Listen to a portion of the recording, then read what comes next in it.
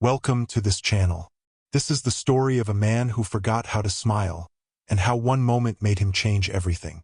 What you'll learn: why burnout at work can silently destroy your home, how anger spreads and how healing starts. Watch till the end, it might just open your eyes too. And share this story. Who knows? It might help somebody in need. There was a time when Pankaj loved his job. He used to say, "I don't want to be the boss. I want to be the leader who lifts others." And for a while he was exactly that. Calm, understanding, focused. But slowly, things began to change. Deadlines slipped. Teammates didn't follow instructions. The quality of work dropped. And every mistake, no matter how small, felt personal to him. Every time someone underperformed, Pankaj felt like he was the one drowning. He began shouting, once, then often. Anger became the tool. At work, his words got sharper. At home, his voice grew quieter.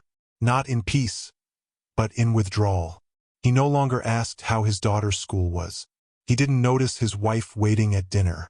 There was a seriousness in the air. Not respect, not calm, just tension. Like everyone was walking on glass. Until one evening, something broke. His daughter, all of 8 years old, wanted help with her science project. She looked at her father, then silently walked to her uncle instead. Pankaj looked up. She didn't say a word, but there was something in her eyes. Not sadness, fear. He sat frozen. Not in anger this time, but in disbelief. The next day, on the way to office, he witnessed a man at a traffic signal yelling at another car for no reason. Not honking, but screaming. Red-faced, fists in the air. The other driver looked disgusted. People around started filming. And Pankaj? He wasn't thinking about traffic. He was thinking about his daughter. When he reached office, he passed by one of the teams. A senior was shouting at a junior in front of everyone. Words like daggers, tone like poison. The room went silent. Pankaj froze. It was like watching a mirror, and he hated it.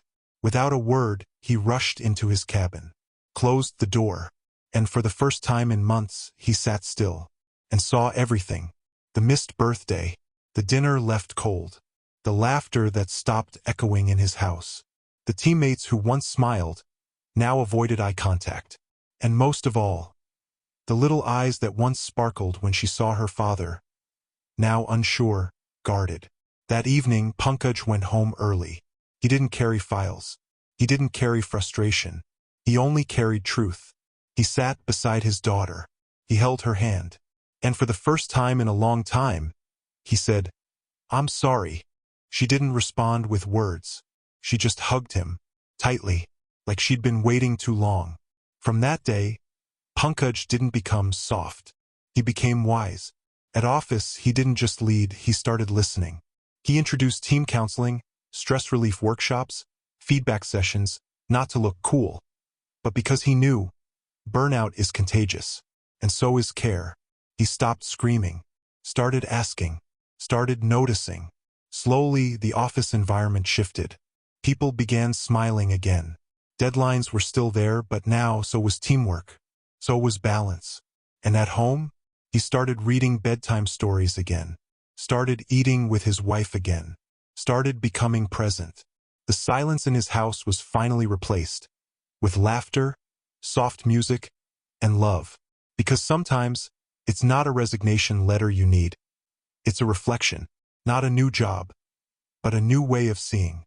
Burnout doesn't only kill productivity, kills joy, family, and the very person you once were. But the good news? You can come back. And Pankaj did came back.